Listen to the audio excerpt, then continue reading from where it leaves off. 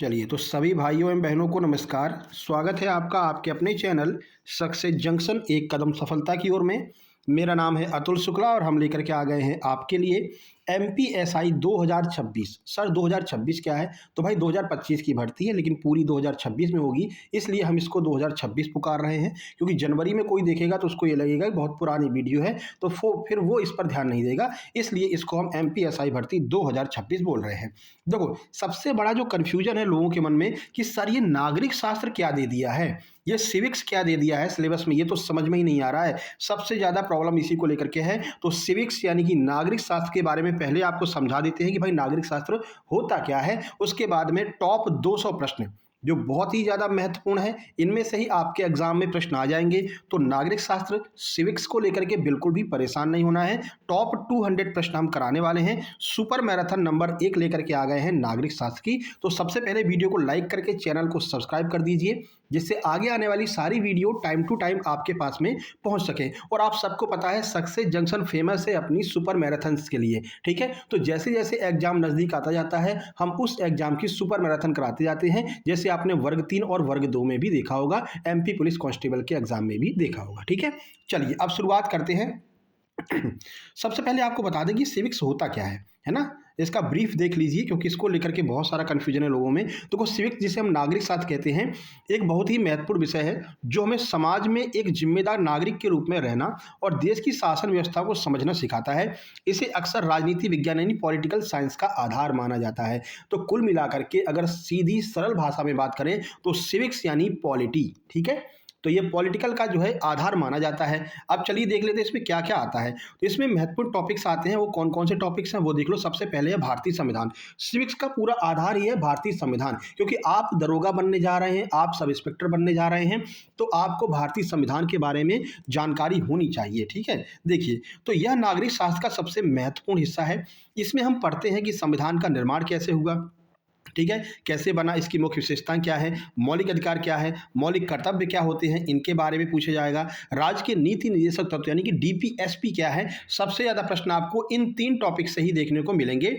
मौलिक अधिकार, संविधान कैसे बना, मौलिक कर्तव्य और राजनीतिक तत्व यानी कि नीति निर्देशक तत्व यानी कि डीपीएसपी, ठीक है। तो आपका ये मान के चलिए कि 70% जो प्रश्न बनेगा सिविक्स में वो इन्हीं 4 टॉपिक्स से बनने वाला है।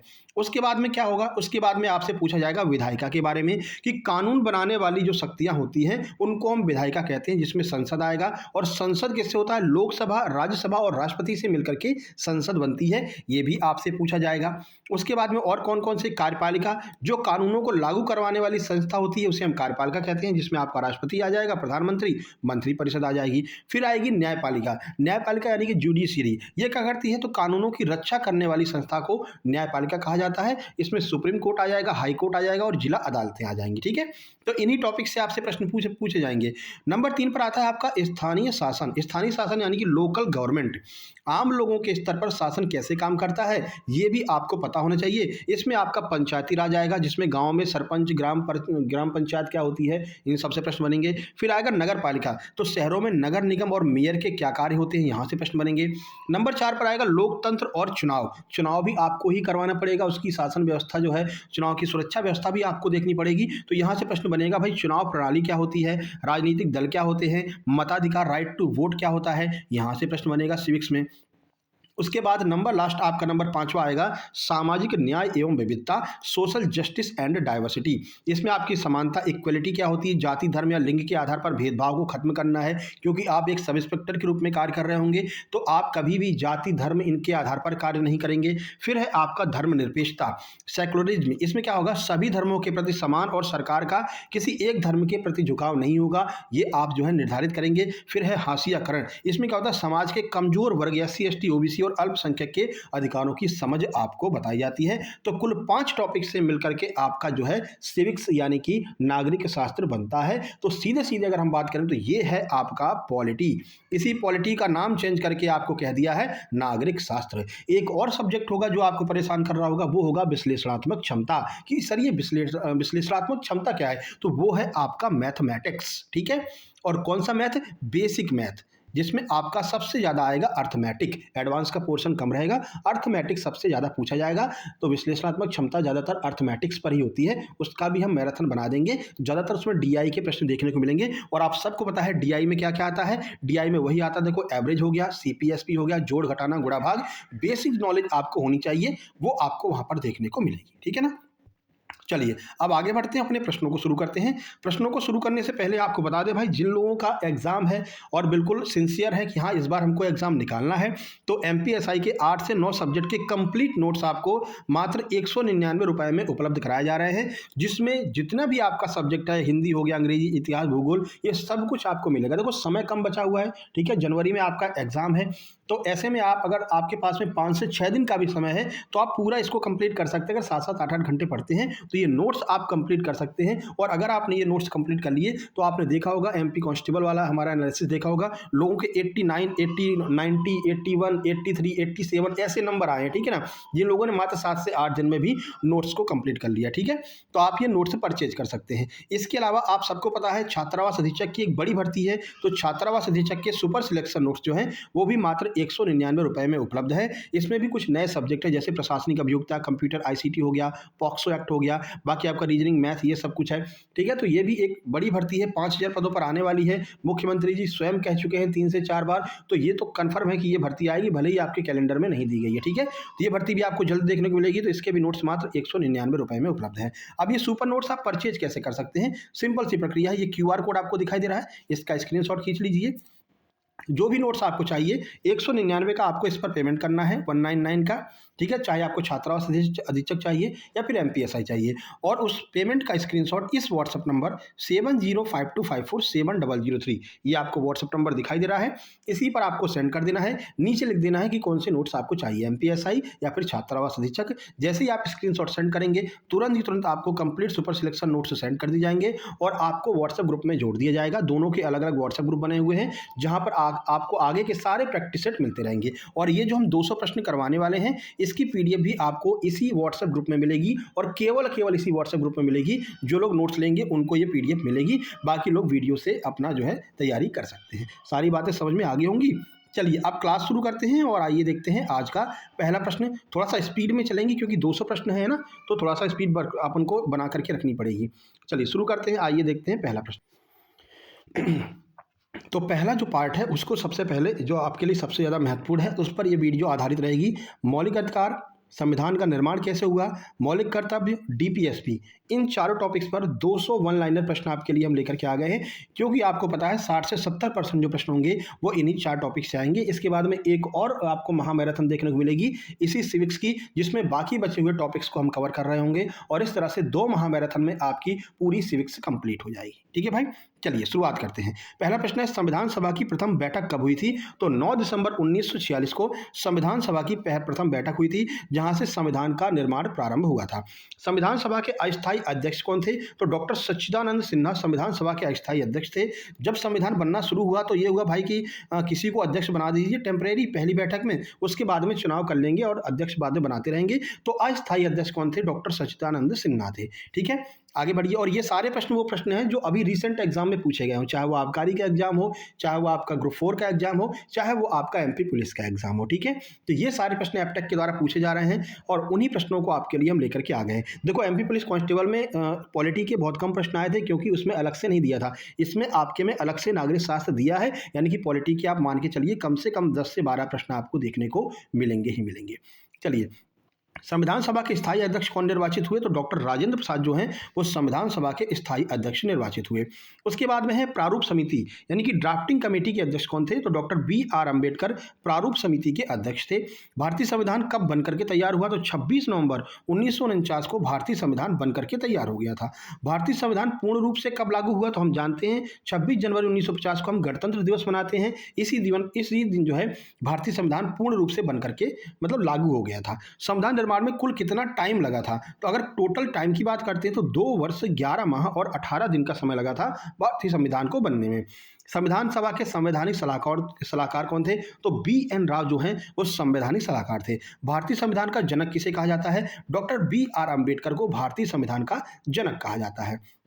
संविधान की प्रस्तावना का विचार किस देश से लिया गया है? तो अमेरिका यूएसए से हमने प्रस्तावना का विचार लिया है। उद्देश्य प्रस्ताव जो आपका ऑब्जेक्टिव रेजोल्यूशन था उसको किसने पेश किया था? तो जवाहरलाल नेहरू जो हमारे प्रथम प्रधानमंत्री बने थे, उन्होंने उद्देश्य प्रस्ताव को पारित किया था, प्रस्तुत किया था। अगला, भारतीय संविधान को कैसा है? तो भारतीय संविधान अंशतः कठोर है, अंशतः लचीला, यानी कि थोड़ा सा कठोर है और थोड़ा सा लचीला है। समय के अकॉर्डिंग इसको जो है चेंज कर दिया जाता है, इसीलिए अभी तक इतने सारे संविधान संशोधन हो चुके हैं।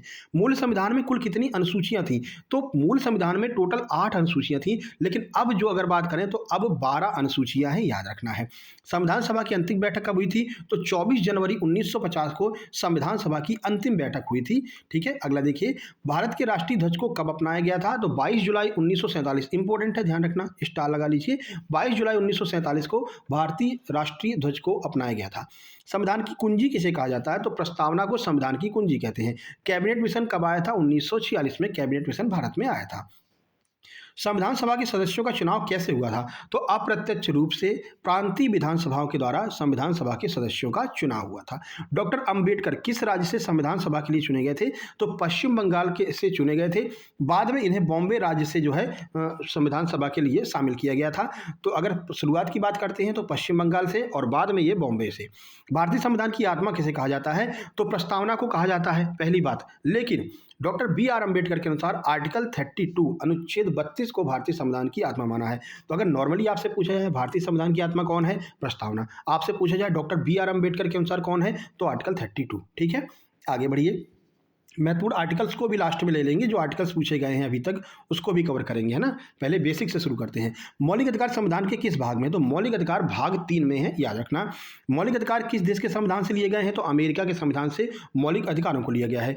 मूल रूप से संविधान में कितने मौलिक अधिकार थे? तो अगर जब संविधान बना था तब बात करें तो 7 मौलिक अधिकार थे। ठीक है, वर्तमान में कितने मौलिक अधिकार हैं? तो वर्तमान में 6 मौलिक अधिकार है। एक कहाँ गया वो देख लो। किस अधिकार को 44वें संविधान संशोधन 1978 के द्वारा हटा दिया गया था? तो संपत्ति का अधिकार जो था ये पहले इसमें ऐड हुआ करता था, संपत्ति के अधिकार को हटा दिया, तो वर्तमान में 6 मौलिक अधिकार बचे हुए हैं। ठीक है, आगे बढ़िए। समानता का अधिकार किन अनुच्छेदों में वर्णित है? तो अनुच्छेद 14 से लेकर के 18 तक आपको समानता का अधिकार देखने को मिल जाएगा। अस्पष्टता का अंत मोस्ट इंपोर्टेंट है, 3 बार अभी एमपी कांस्टेबल में पूछा गया है।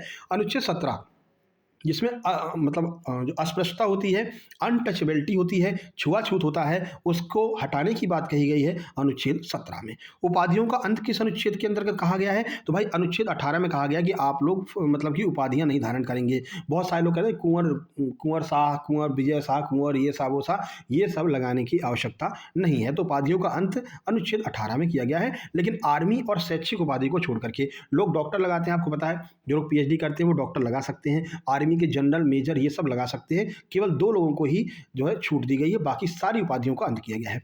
प्रेस की स्वतंत्रता किस अनुच्छेद में वर्णित है? अनुच्छेद 19(1) के ए में। ध्यान रखना, कभी कभी आपको याद रहता है कि 19(1) में दिया गया है भैया प्रेस की स्वतंत्रता, लेकिन उसमें भी पूछ लेते भाई 19(1) के अंदर पूछ लिया ABCD, तब क्या करोगे? तो 19(1) ए में जो है प्रेस की स्वतंत्रता दी गई है। आगे बढ़िए। अपराधों के लिए दोष सिद्धि के संबंध में संरक्षण किस आर्टिकल में? अनुच्छेद 20 में अपराधों के दोष सिद्धि के संबंध में संरक्षण दिया गया है। प्राण और दैहिक स्वतंत्रता का अधिकार कहां पर है? अनुच्छेद 21 में। ये भी बहुत पूछा जाता है, प्राण एवं दैहिक स्वतंत्रता, आर्टिकल 21। 6 से 14 वर्ष के बच्चों को मुफ्त शिक्षा का अधिकार किसमें निहित है? तो ये आपका आर्टिकल 21A में दिया गया है। 6 से 14 वर्ष तक के बच्चों को मुफ्त शिक्षा प्रदान की जाएगी। शोषण के विरुद्ध अधिकार किसमें है? आर्टिकल 23 और आर्टिकल 24 में। बाल श्रम का निषेध किस अनुच्छेद में है? अनुच्छेद 24 में बाल श्रम के निषेध की बात की गई है। अगला, धार्मिक स्वतंत्रता का अधिकार किन अनुच्छेदों में वर्णित है? अनुच्छेद 25 से 28 तक धार्मिक स्वतंत्रता का अधिकार वर्णित है। ये कुछ ऐसे आर्टिकल्स हैं जो बार बार पूछे जाते हैं एप्टेक के द्वारा। अल्पसंख्यकों के हितों का संरक्षण किस अनुच्छेद में किया गया है? तो अल्पसंख्यकों के हितों का जो संरक्षण है वो आर्टिकल 29 में किया गया है। संवैधानिक उपचारों का अधिकार ये कहां पर दिया गया है? तो आर्टिकल 32 में। आर्टिकल 32 से कुछ याद आ रहा है? अभी आपको बताया था डॉक्टर BR अम्बेडकर ने अनुच्छेद 32 को भारतीय संविधान की आत्मा कहा है, और अनुच्छेद 32 में क्या है? संवैधानिक उपचारों का अधिकार है। डॉक्टर अंबेडकर ने किसी अनुच्छेद की संविधान का हृदय या फिर मतलब कि आत्मा कहा है? आर्टिकल 32 को। मौलिक अधिकार को लागू करने के लिए कोर्ट क्या जारी करता है? तो अगर मौलिक अधिकार को लागू करवाना है तो कोर्ट क्या जारी करेगा? रिट जारी करेगा। अनुच्छेद 14 क्या कहता है? विधि के समक्ष समानता। ये भी पूछा गया था अभी आपके जो है MP पुलिस के एग्जाम में। देखो हमने ना केवल जो एपटेक आपकी कंपनी है, एपटेक के ना केवल एमपी के क्वेश्चंस को लिया है, बल्कि एपटेक ने अब तक जितने भी एग्जाम कराए हैं, जैसे कि राजस्थान के एग्जाम कराती है एपटेक, ठीक है, पहले एसएससी का एग्जाम भी करवाती थी, तो उन सभी प्रश्नों को एक साथ कंपाइल करके लेकर के आए हैं, पॉलिटी के छांट छांट करके। पूछेगा तो इससे पूछेगा, इससे बाहर नहीं पूछेगा, है ना। चलो, मौलिक कर्तव्यों का वर्णन संविधान के किस भाग में है? तो मौलिक कर्तव्यों की बात करते हैं तो भाग 4A में, ध्यान रखना, भाग 4A में मौलिक कर्तव्यों का वर्णन है। मौलिक कर्तव्य किस अनुच्छेद में दिए गए हैं? तो आर्टिकल की बात करें तो अनुच्छेद 51A, भाग की बात करें भाग 4A अनुच्छेद 51A, ठीक है, दोनों याद रखना है आपको। अगला, किस समिति की सिफारिश पर मौलिक कर्तव्य जोड़े गए थे? सरदार स्वर्ण सिंह समिति की सिफारिश पर मौलिक कर्तव्य जोड़े गए थे। मौलिक कर्तव्य को किस देश के संविधान से लिया गया है? तो पूर्व सोवियत संघ यूएसएसआर, जिसे अब रूस कहते हैं, इसके संविधान से हमने मौलिक कर्तव्यों को लिया है। मौलिक कर्तव्य किस संविधान संशोधन के द्वारा जोड़े गए हैं? तो 42वां संविधान संशोधन 1976 के द्वारा मौलिक कर्तव्यों को जोड़ा गया है। शुरुआत में कितने मौलिक कर्तव्य जोड़े गए थे? तो शुरुआत में 10 मौलिक कर्तव्य जोड़े गए थे। वर्तमान में कितने मौलिक कर्तव्य हैं? वर्तमान में 11 मौलिक कर्तव्य हैं, ठीक है। अगला देखिए, 11वां मौलिक कर्तव्य किस संशोधन के द्वारा जोड़ा गया था? तो 86वां संविधान संशोधन जो 2002 में हुआ था, उसमें 11वां मौलिक कर्तव्य जोड़ा गया था। मोस्ट इंपोर्टेंट है। कुछ प्रश्न आपको रिपीटेड दिखेंगे, एक दो बार रिपीट हो जाएंगे, क्योंकि ये प्रश्न बार बार पूछे गए हैं, तो हो सकता है, वैसे बहुत रेयर चांस है, एक आध बार रिपीट हो सकता है ना। अगला, 11वां मौलिक कर्तव्य क्या है? जो नया नया जोड़ा गया है वो कौन सा है? तो 6 से 14 वर्ष के बच्चों को शिक्षा के अवसर देना, ये 11वां मौलिक कर्तव्य है कि भाई सरकार को ये करना ही पड़ेगा कि आपको 6 से 14 वर्ष के बच्चों को शिक्षा का अवसर देना ही पड़ेगा, ये बाध्यकारी ही है। अगला, अपनी 50 हो गई है, ठीक है। अभिषेक शर्मा की तरह अपन बढ़ते हुए 50 रन पूरे कर चुके हैं। अगला 51, क्या मौलिक कर्तव्यों को कोर्ट के द्वारा जबरन लागू कराया जा सकता है? तो नहीं, जबरन लागू नहीं कराया जा सकता है मौलिक कर्तव्यों को, ठीक है। डीपीएसपी संविधान के किस भाग में वर्णित है? तो डीपीएसपी भाग 4 में वर्णित है, ठीक है। आगे बढ़िए, ये किस देश के संविधान से लिया हमने डीपीएसपी को? तो जो डीपीएसपी है इसको हमने आयरलैंड के संविधान से लिया। कहाँ से? आयरलैंड के संविधान से लिया है। इसका वर्णन किस अनुच्छेद में? डीपीएसपी का वर्णन कहाँ से लेकर कहाँ तक है? तो आर्टिकल 36 से लेकर के आर्टिकल 51 तक नीति निर्देशक तत्व यानी कि डीपीएसपी का वर्णन किया गया है। आगे बढ़िए, डीपीएसपी का मुख्य उद्देश्य क्या है? तो डीपीएसपी का मुख्य उद्देश्य कल्याणकारी राज्य की स्थापना करना। ग्राम पंचायतों का संगठन किस अनुच्छेद में है? अनुच्छेद 40 में ग्राम पंचायतों के संगठन के बारे में बताया गया है। और ये अनुच्छेद 40 को गांधीवादी अनुच्छेद कहा जाता है। गांधी जी का ये सपना था कि भारत के जितने भी गाँव हैं वो विकसित हों। आर्टिकल 40, समान नागरिक संहिता यूसीसी, ये जो है किस अनुच्छेद में बताया गया? अनुच्छेद 44। ये आपका 3 से 4 बार पूछा है अभी एमपी पुलिस के एग्जाम में, तो एग्जाम तो वही एपटेक ही करवा रही है। अब ऐसा तो है नहीं कि एमपी पुलिस में बहुत सिंपल प्रश्न पूछा गया है, ठीक है। तो ये प्रश्न आपके इस एग्जाम में रिपीट होते हुए नजर आएंगे। समान नागरिक संहिता। इसके बाद में आपको पता है कंप्यूटर की महामैराथन हम लेकर के आने वाले हैं, क्योंकि कंप्यूटर भी लोगों को काफी परेशान कर रहा है ना। अगला देखिए, शराबबंदी और नशीली दवाओं पर रोक किस अनुच्छेद में वर्णित है? अनुच्छेद 47 में शराबबंदी और नशीली दवाओं पर रोक की गई है। कार्यपालिका से न्यायपालिका का पृथक्करण ये किस में बताया गया है? अनुच्छेद 50 में कार्यपालिका और न्यायपालिका को अलग अलग किया गया है। अंतर्राष्ट्रीय शांति और सुरक्षा समझौता को बढ़ावा देना ये किस आर्टिकल में है? अनुच्छेद 51 में। गो हत्या पर प्रतिबंध किस अनुच्छेद के अंतर्गत है? आर्टिकल 48। प्रस्तावना में समाजवादी शब्द कब जोड़ा गया? 42वें संविधान संशोधन 1976 के द्वारा। लघु संविधान मिनी कॉन्स्टिट्यूशन किसे कहते हैं? तो 42वें संविधान संशोधन को ही मिनी कॉन्स्टिट्यूशन कहा जाता है। मौलिक अधिकारों का संरक्षक कौन है? तो मौलिक अधिकारों का संरक्षक सर्वोच्च न्यायालय और उच्च न्यायालय, इन दोनों को मौलिक अधिकारों का संरक्षक कहा गया है। आगे बढ़ते हैं, संविधान में संशोधन की प्रक्रिया किस अनुच्छेद में है? अनुच्छेद 368 में बताई गई। भाई संविधान में संशोधन हम किस तरह से कर सकते हैं? आपातकाल के दौरान कौन से अनुच्छेद निलंबित नहीं होते हैं? 3-4 स्टार लगा लो भाई, ये तो आता ही आता है। अनुच्छेद 20 और 21 ये कभी भी निलंबित नहीं होते हैं, चाहे कुछ भी हो जाए। आपातकाल लगा लो, वित्तीय आपातकाल लगा लो, ये कभी भी हटेंगे नहीं। वोट देने का अधिकार कैसा अधिकार है? तो ये आपका विधिक या फिर कानूनी अधिकार है, वोट देने का अधिकार, ठीक है। अगला, शिक्षा का अधिकार आरटीई कानून कब प्रभावी हुआ? तो 1 अप्रैल 2010 से शिक्षा का अधिकार कानून प्रभावी हुआ। विधि का शासन किस देश से लिया गया है? ब्रिटेन से हमने विधि का शासन लिया है। भारतीय संविधान में संसदीय प्रणाली कहाँ से ली गई है? ब्रिटेन से हमने संसदीय प्रणाली ली है। एकल नागरिकता का प्रावधान कहाँ से लिया है? ये भी हमने ब्रिटेन से लिया है, ठीक है। और आगे बढ़ लेते हैं भाई, देखो, न्यायिक पुनरावलोकन जुडिशियल जो रिव्यू है ये हमने कहाँ से लिया है? ये हमने अमेरिका से लिया है। राष्ट्रपति पर महाभियोग की प्रक्रिया ये कहाँ से ली गई है? ये भी हमने अमेरिका से लिया है। राज्यपाल की नियुक्ति का प्रावधान हमने कहाँ से लिया है? तो ये हमने कनाडा से लिया है। ये पूछा जाता है भाई, भारतीय संविधान को बनाने के लिए भारतीय संविधान को उधार का थैला कहा है अंग्रेजों ने, ठीक है ना, क्योंकि बहुत सारी चीज़ें अलग अलग देशों से ली हैं। तो ये पूछा जाता है कि आपने ये चीज़ कहाँ से ली, आपने ये चीज़ कहाँ से ली, एग्जाम में पूछते हैं, उसको भी एक साथ कवर कर ले रहे हैं। समवर्ती सूची कंकरेंट जो लिस्ट है इसको हमने कहाँ से लिया है? ये हमने ऑस्ट्रेलिया से लिया है। लोकतंत्र शब्द इसका क्या अर्थ होता है? तो लोकतंत्र का अर्थ है जनता का शासन, यानी कि आप जो लोगों को चुन करके भेजेंगे वही वहां पर शासन करेंगे, इसी को हम लोकतंत्र कहते हैं। भारत एक गणतंत्र है, इसका क्या अर्थ है? तो देश का जो प्रमुख है वो निर्वाचित होता है। गणतंत्र का अर्थ है कि जो देश का सुप्रीम होगा वो निर्वाचित होगा, ठीक है। राष्ट्रपति का चुनाव होता है, अपने मन से राष्ट्रपति नहीं बना दिया जाता कि एक कोई राष्ट्रपति बन गया तो भाई उसका बेटा ही राष्ट्रपति बनेगा, ऐसा बिल्कुल भी नहीं है, ठीक है ना। तो जो राष्ट्र का मुखिया होता है उसका चुनाव होता है। इस व्यवस्था को गणतंत्र व्यवस्था कहा जाता है। वर्तमान में कितनी भाषाएं संविधान की 8वीं अनुसूची में हैं? तो वर्तमान में कुल 22 भाषाएं हैं जो संविधान की 8वीं अनुसूची में हैं। प्रस्तावना की भाषा कहाँ से ली गई है? तो प्रस्तावना की भाषा की बात करते हैं हमने ऑस्ट्रेलिया से लिया है। सत्यमेव जयते कहाँ से लिया? ये भी कई बार पूछा गया, स्टार मार्क कर लीजिए। मुंडकोपनिषद से हमने सत्यमेव जयते लिया है। संविधान सभा का चिन्ह क्या था? तो ये बहुत महत्वपूर्ण है, ये यूपीएससी में पूछा गया और लोग इसको स्किप करके आए क्योंकि इतना डीपली नहीं पढ़ा था। संविधान सभा का चिन्ह है हाथी, एलिफेंट, ठीक है। अगला, प्रेम बिहारी नारायण रायजादा, ये कौन थे? तो संविधान के कैलीग्राफर जो हैं वो प्रेम बिहारी नारायण रायजादा थे। मूल अधिकार और डीपीएसपी में मुख्य अंतर क्या है? देखो, मूल अधिकार वाद योग्य है, डीपीएसपी वाद योग्य नहीं है। यानी मूल अधिकार, अगर आपके मूल अधिकारों का हनन होता है आप सीधे सुप्रीम कोर्ट या फिर उच्च न्यायालय जा सकते हैं, हाई कोर्ट जा सकते हैं। लेकिन डीपीएसपी अगर नहीं, मतलब कोई राज्य मान रहा है डीपीएसपी लागू नहीं कर रहा है तो इसके लिए आप कोर्ट में नहीं जा सकते। तो यही मेन अंतर है, मूल अधिकार के लिए आप कोर्ट जा सकते हैं, यानी मूल अधिकार वाद योग्य है और डीपीएसपी वाद योग्य नहीं है। पुरुष और महिला को समान वेतन, ये किसमें निहित है? आर्टिकल 39D में दिया गया है, पुरुष और महिला को समान वेतन। पर्यावरण संरक्षण का कर्तव्य किस अनुच्छेद में है? तो आर्टिकल 48A में और 51G में।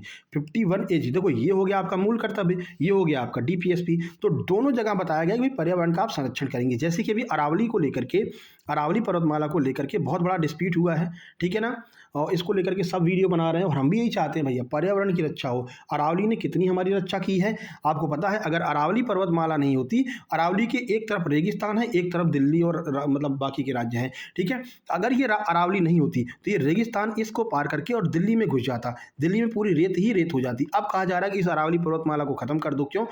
अब क्यों के बारे में आप जानते हैं, इसके बारे में ज़्यादा कुछ बोलना नहीं है। कह रहे हैं कि इसकी ऊंचाई 100 मीटर से कम है, 100 मीटर से कम जिसकी भी ऊंचाई उसको हम पहाड़ मानेंगे ही नहीं, इसको ख़त्म कर दो। तो ऐसा बिल्कुल भी नहीं होना चाहिए, इसको आप लोगों को भी ध्यान रखना है, आप लोगों को भी बताना कि अरावली पर्वतमाला को नहीं हटाया जाना चाहिए, ठीक है। चलिए, तो 41A इसमें बताया गया पर्यावरण संरक्षण के बारे में। मूल कर्तव्यों की बात करते हैं तो 51A के G वाले पार्ट में पर्यावरण के बारे में बताया गया है। आगे, राष्ट्रीय महत्व के स्मारकों का संरक्षण, ये किस में शामिल है? ये आर्टिकल 49 में। शिक्षा का अधिकार अब किस अनुच्छेद में आता है? तो शिक्षा का अधिकार 21A में आता है। अनुच्छेद 15 क्या रोकता है? तो अनुच्छेद 15 कहता है भाई जाति, धर्म, लिंग आदि के आधार पर भेदभाव नहीं किया जाएगा। अनुच्छेद 16 किससे संबंधित है? सरकारी नौकरी में अवसर की समानता से संबंधित है अनुच्छेद 16।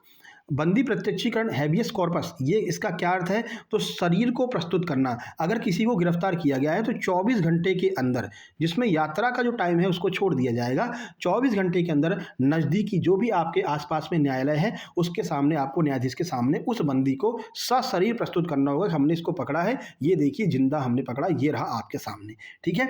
अगला, परमादेश यानी कि मैंडमस रिट कब जारी की जाती है? तो कर्तव्य पालन न करने पर, कोई अपना कर्तव्य का पालन नहीं कर रहा है तो उसके खिलाफ परमादेश मैंडमस रिट जारी करते हैं। कौन करता है? सुप्रीम कोर्ट या फिर हाई कोर्ट।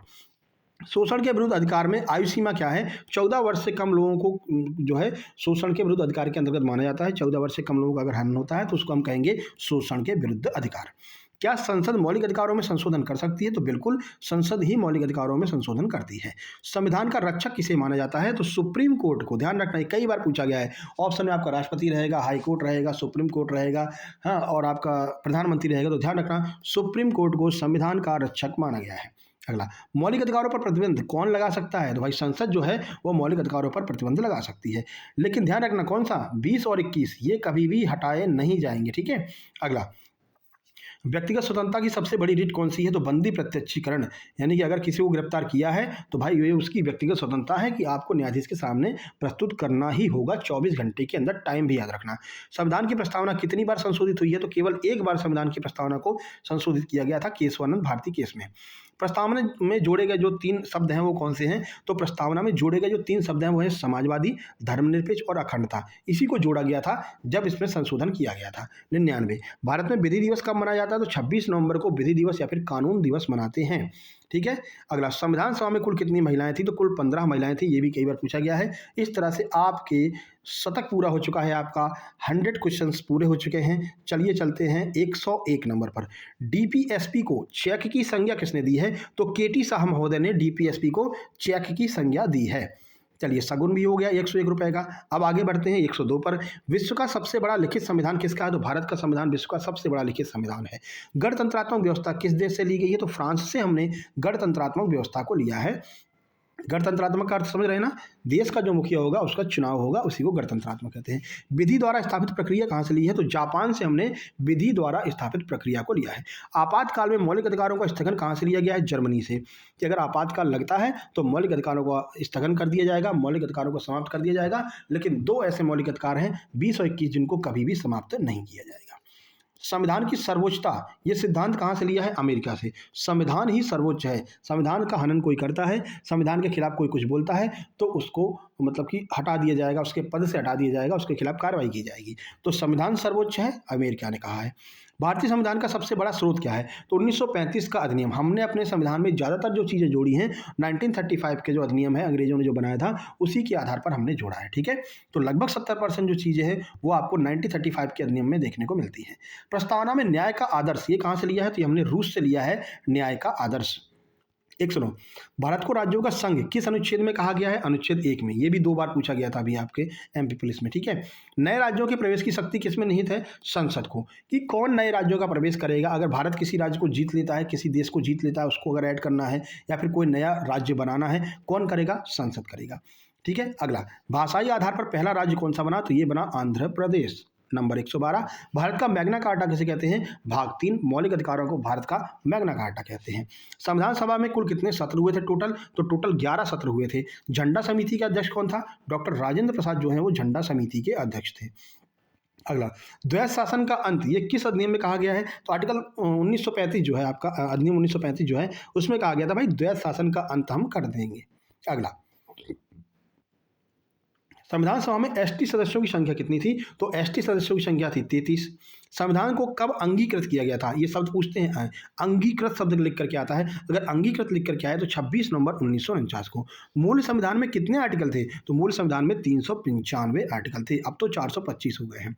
मूल संविधान में भाग कितने थे? तो मूल संविधान में 22 भाग थे और अब कितने हैं? अब 25 भाग हैं। साथ साथ में अब वाला भी बताते जा रहे हैं। वीडियो देखना जरूरी है। जब आप इसका पीडीएफ लेंगे तो केवल पीडीएफ में यही चीज़ें मिलेंगी, जो एक्स्ट्रा हम बता रहे हैं वो नहीं मिल पाएगा आपको, है ना। चलिए, प्रस्तावना की शुरुआत किन शब्दों से होती है? तो हम भारत के लोग। आप प्रस्तावना पढ़ेंगे शुरुआत में मिलेगा हम भारत के लोग, भारत को एक संपूर्ण प्रभुत्व संपन्न राज्य बनाने के लिए। तो यहाँ पर क्या दिया गया है? हम भारत के लोग से शुरुआत होती है, यानी कि जो शक्ति है वो किसके पास में है? भारत की जनता के पास में है। धर्मनिरपेक्षता, इस शब्द का तात्पर्य क्या है? तो राज्य का कोई भी धर्म नहीं होगा, ये इस शब्द का तात्पर्य है। संविधान सभा के सचिव कौन थे? तो HVR आयंगर जो है वो संविधान सभा के सचिव थे। प्रारूप समिति में कुल कितने सदस्य थे? तो कुल 7 सदस्य थे प्रारूप समिति में। ड्राफ्टिंग कमेटी में अध्यक्ष कौन थे? अब आप कमेंट बॉक्स में कमेंट करके बताइए कि प्रारूप समिति, ड्राफ्टिंग समिति के अध्यक्ष कौन थे? तुरंत कमेंट बॉक्स में कमेंट करके बताइए। इससे ये पता चलेगा कि आप कितनी सजगता से, कितने तत्पर होकर के इस वीडियो को देख रहे हैं। जितने तत्पर होकर के आप जितने ध्यान से इस वीडियो को देख रहे होंगे, उतना आपके ये वीडियो समझ में आएगा, याद हो जाएगा। अभी पता चल जाएगा कि कौन कौन कमेंट करता है। अगला, शक्तिशाली केंद्र की व्यवस्था, ये कहाँ से ली है? तो ये हमने कनाडा से ली है कि केंद्र सरकार जो है वो शक्तिशाली होगी राज्य सरकारों की अपेक्षा। अगला देखिए, अगला है किस रियासत के प्रतिनिधि शामिल नहीं हुए थे संविधान सभा में? तो हैदराबाद रियासत के प्रतिनिधि शामिल नहीं हुए थे। उद्देश्य प्रस्ताव कब स्वीकार किया गया? 22 जनवरी 1947 को उद्देश्य प्रस्ताव को स्वीकार किया था। व्यक्तिगत स्वतंत्रता का संरक्षक कौन सा अनुच्छेद बताता है? अनुच्छेद 21 जो है वो व्यक्तिगत स्वतंत्रता का संरक्षक है। निवारक निरोध, ये किस में दिया गया है? अनुच्छेद 22 में निवारक निरोध दिया गया है। अगला, मौलिक अधिकारों को लागू करने का दायित्व ये किस पर है? तो न्यायालयों पर। मौलिक अधिकार लागू होंगे, इसका संरक्षण कौन करेगा? न्यायालय करेंगे। अनुच्छेद 19 में कुल कितनी स्वतंत्रताएं दी गई हैं? तो कुल 6 प्रकार की स्वतंत्रताएं अनुच्छेद 19 में दी गई हैं। अगला देखिए 131, सूचना का अधिकार आरटीआई किस आर्टिकल में है? 19(1)(a) में। ध्यान रखना, 19(1)(a) में आरटीआई का वर्णन है। शांतिपूर्ण सभा करने की स्वतंत्रता ये किस में है? 19(1)(b) में। देश में कहीं भी निवास करने की स्वतंत्रता ये किस में दी गई है? 19(1)(e) में। ठीक है, ये सब याद रखना है आपको। मौलिक अधिकारों का निलंबन कौन कर सकता है? तो राष्ट्रपति संसद के कहने पर मौलिक अधिकारों का निलंबन कर सकता है। देखो, संसद तो कर सकती है, लेकिन संसद थोड़ी करेगी। संसद में तो बहुत सारे लोग हैं, लोकसभा भी है, राज्यसभा है, कौन कहेगा? संसद कहेगी राष्ट्रपति से, भाई इसका मौलिक अधिकार निलंबित कर दीजिए, ये मौलिक अधिकार निलंबित कर दीजिए, आपातकाल लग गया है, राष्ट्रपति घोषणा कर देगा। अधिकार परीक्षा, क्यू वारंटो, इसका क्या अर्थ है? तो किस अधिकार से आप इस पद पर बैठे हुए हैं? ये किसी भी लोग जो मतलब कि सरकारी कर्मचारी है उसके खिलाफ जारी किया जाता है कि आप अपने कर्तव्यों का पालन नहीं कर रहे हैं, आप किस अधिकार से इस पद पर बैठे हुए हैं, ये होता है क्यू वारंटो। उत्प्रेषण रिट कब जारी की जाती है? तो निर्णय रद्द करने के लिए। अगर सुप्रीम कोर्ट को लगता है कि हाई कोर्ट ने गलत निर्णय दिया है, उसको रद्द कर देना है, तो ये उत्प्रेषण रिट जारी कर देता है सुप्रीम कोर्ट। अनुच्छेद 25 का संबंध किससे है? तो धार्मिक स्वतंत्रता से संबंधित है, आर्टिकल 25। अगला देखिए, सिखों को कृपाण रखने का अधिकार ये किस में दिया गया है? तो अनुच्छेद 25 में दिया गया है कि सिख लोग जो है वो कृपाण यानी तलवार धारण कर सकते हैं, क्योंकि ये उनके धर्म में दिया गया है। ठीक है, अगला है धार्मिक कार्यों के प्रबंध की स्वतंत्रता, ये किसमें दी गई है? अनुच्छेद 26 में दी गई कि आप धार्मिक कार्यों का प्रबंधन कर सकते हैं। अल्पसंख्यकों को शिक्षा संस्थान खोलने का अधिकार किसमें दिया है? आर्टिकल 30 में दिया गया है। प्रस्तावना संविधान का अंग है, या किस केस में कहा गया था? तो केशवानंद भारती केस में कहा गया था कि जो प्रस्तावना है भैया वो संविधान का ही अंग है, ये कहीं अलग से नहीं आई है। दोहरे दंड से संरक्षण किस अनुच्छेद में है? आर्टिकल 20(2) में, यानी कि एक अपराध के लिए एक बार ही उसको दंडित किया जाएगा, बार बार दंडित नहीं किया जाएगा, ये आर्टिकल 20(2) में बताया गया है। दोहरे दंड से संरक्षण दिया गया है। स्वयं के विरुद्ध गवाही न देने का अधिकार किसमें है? आर्टिकल 20(3) में, कि आप जबरदस्ती किसी से स्वयं के विरुद्ध ही गवाही नहीं दिला सकते हैं, है ना। इसीलिए ये आपातकाल में भी नहीं हटता है। अगर ये दोनों आर्टिकल हट जाएं तो फिर लोग अपनी मनमानी करने लगेंगे। ठीक है भाई। अगला, क्या मौलिक अधिकार असीमित है? नहीं, मौलिक अधिकारों को असीमित नहीं कहा गया है, उसका भी एक सीमांकन किया गया है कि इससे ज़्यादा मौलिक अधिकारों का आप प्रयोग नहीं कर सकते हैं, यही आपके मौलिक अधिकार हैं, और ये कौन करता है? न्यायालय करता है। ठीक है। अगला, प्रतिषेध रिट जो है वो किसके विरुद्ध जारी की जाती है? तो न्यायिक निकायों के विरुद्ध। अगर हाईकोर्ट को लगता है कि जो निचली अदालतें हैं, जैसे जिला अदालत है, ये लोग कुछ गड़बड़ कर रहे हैं, तो उनके खिलाफ प्रतिषेध जारी कर सकता है। अगर सुप्रीम कोर्ट को लगता है कि हाईकोर्ट ही गलत कर रहा है, तो सुप्रीम कोर्ट भी प्रतिषेध जारी कर सकता है। कुल मिलाकर के न्यायिक निकायों के विरुद्ध ये प्रतिषेध रिट जारी की जाती है। अनुच्छेद 13 का क्या उद्देश्य है? अधिकारों की सर्वोच्चता जो है वो आर्टिकल 13 बताता है।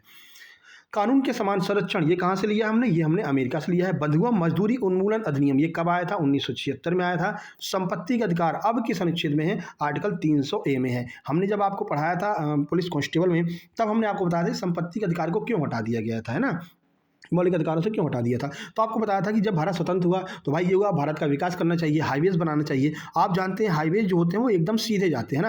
अब यहाँ पर किसी का घर आ रहा है, हाईवे यहाँ तक बन चुका है, अब ये घर का मालिक कह रहा है कि ये मेरा मौलिक अधिकार है कि तुम मेरे घर को नहीं हटा सकते हो, मैं इसके खिलाफ सुप्रीम कोर्ट चला जाऊँगा। वो चला गया सुप्रीम कोर्ट, आर्टिकल 32 के अनुसार सुप्रीम कोर्ट ने कह दिया नहीं भैया इसका मौलिक अधिकार है, तुम इसका घर नहीं हटा सकते हो। अब काम यहीं पर ब्रेक हो गया है। या तो ये पूरा आप ऐसे घुमा करके ऐसे लेकर के जाइए, तो भैया इस हाईवे का मतलब ही क्या रहा। ठीक है ना। ये बहुत सारी समस्या रही थी, तो फिर उन्होंने कहा एक काम कर दिया, संपत्ति के मौलिक अधिकार को समाप्त कर दो भैया। 1978 में 44वें संविधान संशोधन इसको समाप्त किया गया। इन्होंने कहा कि देखो तुम्हारा मौलिक अधिकार नहीं रहेगा, तुम्हारा कानूनी अधिकार रहेगा। ठीक है। कानूनी अधिकार का मतलब है कि कोई जबरदस्ती तुम्हारे उसको हटा नहीं सकता है। अगर हटाएगा तो उसका उतना चार्ज दिया जाएगा। अगर तुम्हारा घर यहाँ पर आ रहा है और मान लीजिए ये इसकी अभी कीमत वर्तमान में 2 लाख रुपए है यहाँ की ज़मीन की, तो अगर जो कंपनी इसको लेगी वो आपको 8 लाख 6 लाख में, यानी कि दुगना तिगुना 4 गुना पैसा आपको देगी, जिससे कि आप संतुष्ट हो सकें। इस घर को यहाँ से तोड़ करके हटा दिया जाएगा और आप कहीं पर भी इतना पैसा दिया जाएगा कि आसानी से दूसरा घर आप कहीं पर बना सकते हैं ज़मीन खरीद करके। यही तो एक वजह है जिसकी वजह से जो नोएडा है, आपका नोएडा हो गया, या बड़ी बड़ी ऐसी जगह होंगी जहाँ से हाईवे निकलते हैं, वहाँ के लोग माला माल हो जाते हैं। लोग सोचते हैं भैया मेरे खेत में से हाईवे निकल जाए, मेरा जलवा हो जाएगा, मेरे बाग से मेरे घर के बगल से हाईवे निकल जाए, मेरा जलवा हो जाएगा। क्यों? क्योंकि हाईवेज वाले इतना पैसा दे देते हैं कि 2 गुना 4 गुना पैसा उस ज़मीन का दे देते हैं। ठीक है ना। तो अब ये व्यवस्था कर दी गई है, कानूनी अधिकार है आपका आपको उतना प्राइस दिया जाएगा, उसका उतना भरण पोषण दिया जाएगा अगर आपको वहाँ से हटाया जा रहा है। ठीक है, तो अब आर्टिकल 300A में कानूनी अधिकार के तहत इसको शामिल कर दिया है। अनुच्छेद 21 से ये किस वर्ष जोड़ा गया? तो आर्टिकल 21 से जो है वो 2002 में जोड़ा गया था। छुआछूत को अपराध घोषित करने वाला कौन सा आर्टिकल है? अनुच्छेद 17 भी आपको पता था, अस्पृश्यता का अंत यानी कि अनटचेबिलिटी का अंत किया गया है। डीपीएसपी को अनोखी विशेषता ये किसने कहा है? डॉक्टर अंबेडकर ने डीपीएसपी को अनोखी व्यवस्था कहा है। अगला, ग्राम पंचायतों का गठन किसमें है? आर्टिकल 40 में। बहुत बार पूछा जाता है इसलिए ये रिपीट हो गया है। निःशुल्क विधिक सहायता किस आर्टिकल में है? अनुच्छेद 39A में। राज्य का यह कर्तव्य होगा कि अगर कोई ऐसा व्यक्ति है जो अपनी मतलब कि कोर्ट केस लड़ने के लिए पैसा नहीं है उसके पास में, तो राज्य का ये कर्तव्य है कि वो उसको सरकारी वकील उपलब्ध कराएगा। लोक सहायता पाने का अधिकार किसमें है? आर्टिकल 41 में लोक सहायता पाने का अधिकार है। प्रसूति सहायता का प्रावधान आर्टिकल 32 में। इसी के आधार पर आशा लोगों की भर्ती की जाती है और एम्बुलेंसेस चलाई जाती हैं। 108 आपने सुनी होगी। ये सब क्यों? क्योंकि ये आपका अधिकार है। तो ये प्रसूति सहायता का प्रावधान आर्टिकल 42 में किया गया है। कुटीर उद्योगों को प्रोत्साहन किस अनुच्छेद में है? आर्टिकल 43 में। कुटीर उद्योग यानी बीड़ी बनाने का उद्योग, तेंदुपत्ता का उद्योग, चप्पल बनाने का उद्योग, अगरबत्ती बनाने का उद्योग, ये छोटे उद्योग कुटीर उद्योग होते हैं। इसका संवर्धन किया जाएगा, इसको प्रोत्साहन दिया जाएगा आर्टिकल 43 के अनुसार। कृषि और पशुपालन का संगठन ये किस में है? अनुच्छेद 48 में कृषि और पशुपालन का संगठन किया गया है। पर्यावरण संरक्षण ये कौन से आर्टिकल में है? आर्टिकल 48A में। 160 क्या डीपीएसपी वाद योग्य है? तो ध्यान रखना डीपीएसपी वाद योग्य नहीं है, इसके खिलाफ आप किसी भी कोर्ट में नहीं जा सकते हैं।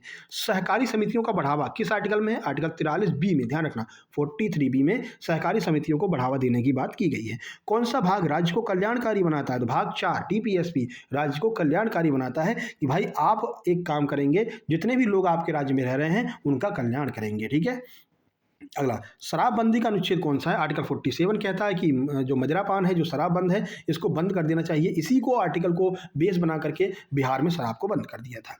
मौलिक कर्तव्य नागरिकों का क्या है? मौलिक कर्तव्य नागरिकों का नैतिक दायित्व है। अगर संविधान आपको कुछ दे रहा है, जो आपका मौलिक कर्तव्य है वो संविधान आपको दे रहा है कि आपका भैया ये मौलिक अधिकार जो है वो संविधान हमको देता है, और हमारा क्या कर्तव्य होता है? वो मौलिक कर्तव्य होता है। अगर संविधान हमको कुछ दे रहा है तो हम भी संविधान को कुछ देंगे। संविधान ने हमें मौलिक अधिकार दिए हैं तो हम संविधान को ये वचन देंगे कि हम जितने भी मौलिक कर्तव्य हैं उनका पालन करेंगे। जैसे कि अपने राष्ट्रीय प्रतीकों का सम्मान करेंगे, जनगण मन होगा तो खड़े हो जाएंगे, अगर देश आह्वान करता है तो हम जान भी देने को तैयार हैं। ये सारे मौलिक कर्तव्य होते हैं। ठीक है, तो ये हमारा नैतिक दायित्व होता है। वैज्ञानिक दृष्टिकोण का विकास ये क्या है? तो मौलिक कर्तव्य जो है इसी को हम वैज्ञानिक दृष्टिकोण का विकास कहते हैं। सार्वजनिक संपत्ति की सुरक्षा क्या है? ये हमारा मौलिक कर्तव्य है कि हमें सार्वजनिक संपत्ति की सुरक्षा करना है। जैसे सरकारी बसेस हो गई, ट्रेन हो गई, इनकी सीटों को नहीं फाड़ना है। अगर कोई ऐसा कर रहा है तो उसके खिलाफ कार्रवाई करवानी है, उसका वीडियो बना लेना है। अगर कोई भी मतलब सरकारी संपत्ति को हानि पहुंचाता है तो उसकी आपको सुरक्षा करनी है सरकारी संपत्ति की। ये हमारा मौलिक कर्तव्य है। अगला, राष्ट्र की सेवा करना किस कर्तव्य में है? तो अनुच्छेद 51A के D में दिया गया है कि राष्ट्र जब भी हमको पुकारेगा हम राष्ट्र की सेवा के लिए तत्पर हैं, तुरंत आ जाएंगे। राष्ट्रध्वज का सम्मान ये किस में दिया गया है? आर्टिकल 51A के A में। ध्यान रखना डबल ए क्या है? राष्ट्रध्वज का सम्मान। 46वें संविधान संशोधन के समय प्रधानमंत्री कौन थे? ये भी बहुत अच्छा प्रश्न है। ठीक है ना, ये भी पूछा गया यूपीपीसीएस में। तो अटल बिहारी वाजपेयी जो है वो 46वें संविधान संशोधन 2002 के टाइम पर कौन थे? प्रधानमंत्री थे। आय की असमानता को कम करना ये कहाँ पर है? आर्टिकल 38 में। यूसीसी लागू करने वाला पहला राज्य कौन सा है? गोवा है, जो यूनिवर्सल सिविल कोड। अब बताइए यूसीसी का वर्णन कौन से आर्टिकल में किया गया है? बताइए, एक समान सिविल संहिता, ये कौन से आर्टिकल में बताया गया इसके बारे में ये आपको बताना है। अभी हम पढ़ा करके आए हैं। ठीक है, कमेंट बॉक्स में कमेंट कीजिए। वन्य जीवों की रक्षा ये किसका दायित्व है? तो राज्य और नागरिक दोनों का दायित्व है कि भाई वन्य जीवों की रक्षा करेंगे। अब जैसे हिरण हो गए, शेर बाघ हो गए, तो ये अपनी रक्षा खुद कर सकते हैं, लेकिन अब गोली से थोड़ी अपनी रक्षा कर लेंगे, है ना। तो इसके लिए आपको क्या करना पड़ेगा कि राज्य और नागरिक दोनों लोगों को, राज्य की पुलिस इसीलिए वन रक्षक की व्यवस्था की जाती है जीवों की रक्षा करने के लिए, और ये नागरिकों का भी कर्तव्य है कि भाई जीवों का रक्षा करें। भाई वो मूक हैं, वो बोल नहीं सकते हैं, वो अपनी व्यथा नहीं बता सकते, तो ये आपका कर्तव्य है कि आप उनकी रक्षा करें। क्या संसद कर्तव्यों हेतु कानून बना सकती है? तो बिल्कुल, संसद कोई लगता है कि भाई एक और मौलिक कर्तव्य जोड़ना चाहिए तो बना सकती है। मौलिक कर्तव्य कब जोड़े गए थे? 1976 में जोड़े गए थे मौलिक कर्तव्य, सरदार स्वर्ण सिंह समिति की सिफारिश पर। 42वां संविधान संशोधन डीपीएसपी में क्या जोड़ा गया था? तो डीपीएसपी में 42वें संविधान संशोधन के द्वारा 39A को जोड़ा गया, 43A को जोड़ा गया और 48A को जोड़ा गया 39वें संविधान संशोधन द्वारा। ठीक है, आगे बढ़िए। श्रमिकों की भागीदारी का अनुच्छेद कौन सा है? आर्टिकल 43A जो है वो श्रमिकों की भागीदारी का अनुच्छेद है। प्रांतीय संविधान सभा के अध्यक्ष कौन थे? सरदार पटेल प्रांतीय संविधान सभा के अध्यक्ष थे, ये कई बार पूछा गया है, सरदार पटेल। प्रारूप पर कुल कितने दिन बहस हुई थी? 114 दिन बहस हुई थी प्रारूप समिति ने, जो ड्राफ्टिंग कमेटी ने जो ड्राफ्ट बनाकर दिया था।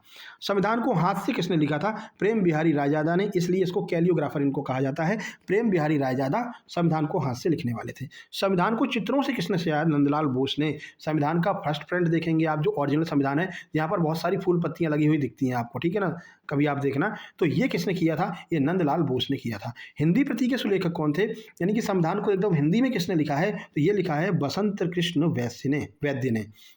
जनगण मन को राष्ट्रगान कब अपनाया गया? तो ये 24 जनवरी 1950 को हमने अपनाया था राष्ट्रगान के रूप में। अगला, वंदे मातरम को राष्ट्रगीत कब अपनाया गया? तो ये हमने वंदे मातरम को राष्ट्रगीत के रूप में 24 जनवरी 1950 को ही अपनाया। सलाहकार समिति के अध्यक्ष कौन थे? सरदार पटेल को सलाहकार समिति का अध्यक्ष माना जाता है। स्वतंत्र भारत के पहले कानून मंत्री कौन थे? डॉक्टर अम्बेडकर जी जो हैं वो स्वतंत्र भारत के पहले कानून मंत्री थे। उद्देश्य प्रस्ताव में कितने अनुच्छेद थे? अब बताओ, और डीपली प्रश्न आ गया है भाई। उद्देश्य प्रस्ताव पता है, जवाहरलाल नेहरू दिया था, सबको याद है, लेकिन कितने अनुच्छेद थे इसके अंदर? तो इसके अंदर 8 अनुच्छेद थे। संविधान निर्माण पर टोटल खर्चा कितना आया था? लगभग 64 लाख रुपए का खर्चा आया था। स्वतंत्रता समानता ये कहां से लिए गए हैं? ये हमने फ्रांस से लिया है। विधि का शासन की अवधारणा किसने दी है? तो ए.वी. डायसी महोदय ने विधि के शासन की अवधारणा दी है। संविधान का स्वरूप कैसा है? तो संविधान का जो स्वरूप है वो है संघात्मक और एकात्मक, दोनों का मिश्रण है, ठीक है। तो संघ भी इसमें काम करता है, राज्य भी काम करता है, दोनों का मिश्रण है। अनुच्छेद 32 के तहत कितनी रिटें हैं? तो 5 प्रकार की रिटें हैं अनुच्छेद 32 के तहत जारी कर सकता है। कौन जारी कर सकता है? Supreme court, high court. क्या प्रस्तावना वाद योग्य है? बिल्कुल नहीं। अब प्रस्तावना वाद योग्य नहीं है। केशवानंद भारती केस के बाद में बोल दिया गया भैया प्रस्तावना जो है वो संविधान का हिस्सा है, संविधान का भाग है, तो अब इस पर कोई भी वाद विवाद नहीं हो सकता। मौलिक अधिकारों हेतु अध्यादेश कौन लाता है? तो राष्ट्रपति जो है मौलिक अधिकारों हेतु अध्यादेश लाता है। संशोधन की कितनी विधियां? तो संशोधन की 3 विधियां हैं। सर्वाधिक अलौकिक भाग किसे कहा गया? तो भाग 3 को सर्वाधिक अलौकिक भाग कहा गया है। इसी को मैग्ना कार्टा कहा गया है। यही हमारा मौलिक अधिकारों का भाग है, भाग 3। आर्थिक न्याय, इसका वर्णन कहां पर किया गया है? तो प्रस्तावना और डीपीएसपी दोनों में आर्थिक न्याय का वर्णन किया गया है। न्यूनतम मजदूरी कानून किस अनुच्छेद पर आधारित है? तो आर्टिकल 43 में बताया गया है। भाई मजदूरों के बारे में भी आपको ध्यान देना है, ऐसा नहीं कि उद्योगपतियों के बारे में ध्यान देते रहो, मजदूरों के ऊपर भी आपको ध्यान देना है। आर्टिकल 43। 198 बाल श्रम का जो निषेध है वो कौन से आर्टिकल में है? आर्टिकल 24 में। शिक्षा किस सूची के अंतर्गत आती है? तो शिक्षा समवर्ती सूची। समवर्ती सूची के बारे में बताया ना आपको। समवर्ती सूची पर संघ भी कानून बना सकता है और राज्य भी कानून बना सकता है, जो है जितनी भी आपकी समवर्ती सूची होती है, ठीक है। संविधान सभा के उपाध्यक्ष कौन थे? तो एच.सी. मुखर्जी महोदय संविधान सभा के उपाध्यक्ष थे।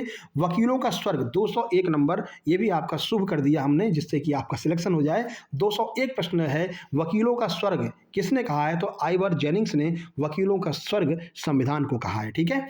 तो ये थे आपके 201 महत्वपूर्ण प्रश्न। एक और आपकी जो है मैराथन आएगी सिविक्स की, और 2 मैराथन में ये पूरी सिविक्स कंप्लीट हो जाएगी। तो ये हमारा व्हाट्सएप नंबर है 7052547003, जिस पर व्हाट्सएप करके आपको नोट्स ले लेना है। ध्यान रखिए, जो लोग नोट्स लेंगे उनको ही इसकी पीडीएफ दी जाएगी, पहले ही बता दिया है। बाकी लोग वीडियो देख सकते हैं, कोई दिक्कत नहीं है। अब वीडियो को लाइक कर दीजिए, शेयर कर दीजिए, चैनल पर पहली बार आए हैं सब्सक्राइब करके नोटिफिकेशन बेल दबा लीजिए। मिलते हैं नेक्स्ट वीडियो में। कोशिश करेंगे आज शाम को ही आपका दूसरी मैराथन कंप्यूटर की लेकर के आए। तब तक के लिए नमस्कार, धन्यवाद। शेयर करना है, ये आपका मूल कर्तव्य है, मौलिक अधिकार है, ठीक है। मिलते हैं नेक्स्ट वीडियो में, तब तक के लिए नमस्कार, धन्यवाद।